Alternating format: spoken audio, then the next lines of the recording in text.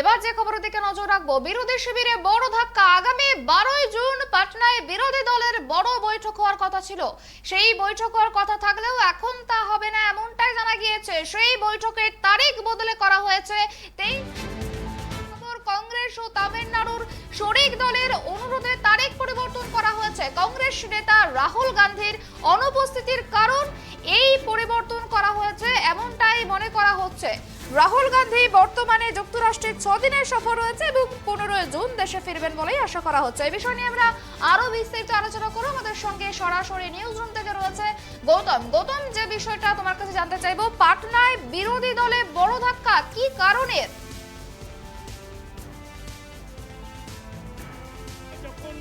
কংগ্রেস বিপুল ভোটে জয়লাভ করলো এবং দেখা গেল যে দেশের 15টি রাজ্যে বিজেপি ক্ষমতাচ্যুত হয়েছে। তারপরেই কংগ্রেসের সর্বভারতীয় সভাপতি মল্লিকার্জুন খার্গে তিনি নীতিশ কুমার, বিহারের যে মুখ্যমন্ত্রী নীতিশ কুমারকে দায়িত্ব দেন বিরোধী জোট অর্থাৎ বিজেপি যে বিরোধী জোট, সেই বিরোধী জোটের একটা ঐক্য গড়তে, এবং সেই লক্ষ্যে মল্লিকার্জুন খার্গের নির্দেশে কিন্তু নীতিশ কুমার আগামী 12ই জুন একটা বিরোধী জোটের সম্মেলন ডেকেছিলেন।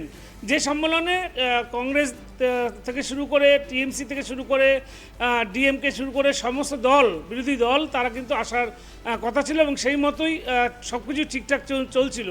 কিন্তু আচমকাই সেই প্রথম যে সম্মেলন অর্থাৎ বিরোধী জোটের যে প্রথম সম্মেলন পাটনায় 12ই জুন হতে, সেটা কিন্তু পিছিয়ে গেল। এবং যেটা সূত্র মারফত জানা গেছে, পিছিয়ে যাওয়ার অন্যতম কারণ এই জোটের যে প্রধান যে শরিক, সেই জোটের প্রধান শরিক হচ্ছে কংগ্রেস। এই কংগ্রেস নেতা অর্থাৎ কংগ্রেসের যিনি যুবরাজ রাহুল গান্ধী, তিনি থাকছেন না, তিনি বিদেশে রয়েছেন। 6 দিনের জন্য তিনি আমেরিকার সফরে গিয়েছেন, সেজন্য তিনি ওই 12ই জুন থাকতে পারছেন না। এবং মল্লিকার্জুন খার্গে সেই মর্মেই একটি চিঠি নীতিশ কুমারকে দিয়েছেন। এবং পাশাপাশি স্টালিন, যিনি ডিএমকে নেতা, তিনি কিন্তু একটি তার সরকারি একটা অনুষ্ঠান রয়েছে স্টালিনের, তিনিও আসতে পারছেন না বলে নীতিশ কুমারকে জানিয়েছেন।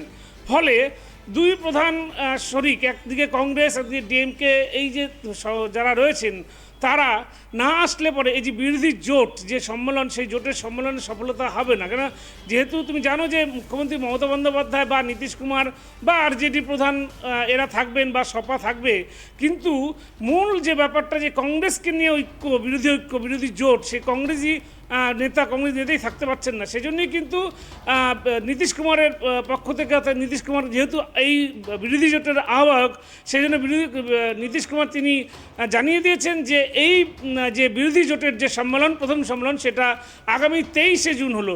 তো একটা জিনিস তোমাকে বলি, প্রথমেই কিন্তু একটা ধাক্কা খেলো বলা যেতে পারে।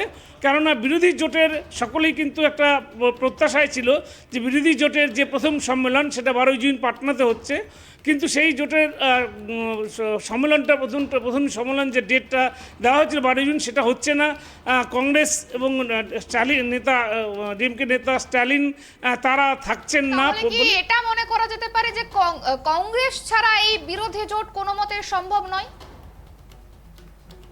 সুপর্ণা, একটা কথা বলি, যেটা হচ্ছে যে বিজেপি বিরোধী জোট, বিজেপি জোট বলতে কিন্তু মূল দল হচ্ছে কংগ্রেস। কেননা বাকি যে দলগুলো রয়েছে, যেমন ধরো টিএমসি বা ধরো বিজেডি বা ধরো টিডিপি, এই যে দলগুলো রয়েছে, বা আরজেডি, এরা সবগুলো কিন্তু আঞ্চলিক দলের পর্যায়েই পড়ে। কিন্তু মূল যে জাতীয় স্তরের দল, সেটা হচ্ছে তোমার ডিএমকে বা কংগ্রেস। এবং কংগ্রেস, তুমি জানো, এই মুহূর্তে কংগ্রেস দেশের রাজনীতিতে একটা গুরুত্বপূর্ণ জায়গায় রয়েছে, কর্ণাটক বিধানসভায় বিপুল জয়ের পরে।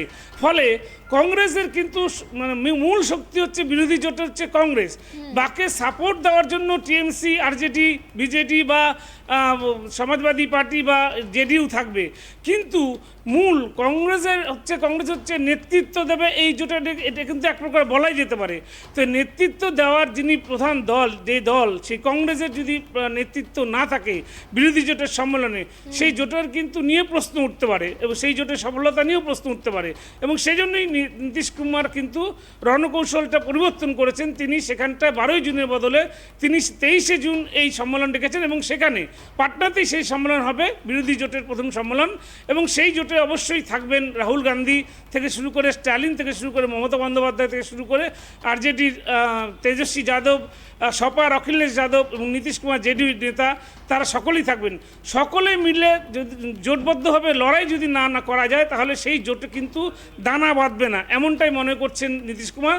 এবং সেই জন্যই মল্লিকার্জুন খাড়গে এবং স্টালিনের নির্দেশ অনুযায়ী তাদের সেই সম্মেলন, যেটা 12 জুন হওয়ার কথা ছিল, সেটাকে পিছিয়ে দিয়ে 23শে জুন করা হয়েছে। সুবর্ণা, একেবারে অনেক ধন্যবাদ গৌতম। যে বিষয়টা জানা গেল যে এই যে বৈঠক, বিরোধীদের ডাকা যে বৈঠক ছিল পাটনাতে, সেই বৈঠকে কিন্তু একটা বিরাট বড় ধাক্কা যাকে বলা যেতে পারে, কারণ বৈঠক হওয়ার কথা ছিল বিরোধী জোটেতে ধাক্কা বলা যেতে পারে, 12 জুন হওয়ার কথা ছিল, সেই তারিখ পরিবর্তন হয়ে এখন হয়েছে 23শে জুন। কারণ হিসেবে যেটাকে তুলে ধরা হচ্ছে যে রাহুল গান্ধী সেখানে উপস্থিত থাকতে পারবেন না, তিনি যুক্তরাষ্ট্রে 6 দিনের সফর রয়েছে তার, তিনি সেই কারণের জন্য তিনি যুক্তরাষ্ট্র যাবেন। সেই জন্যই কিন্তু এই জোটের জন্য যে বৈঠক ডাকা হয়েছিল সেই বৈঠক পিছিয়ে দেওয়া হয়েছে।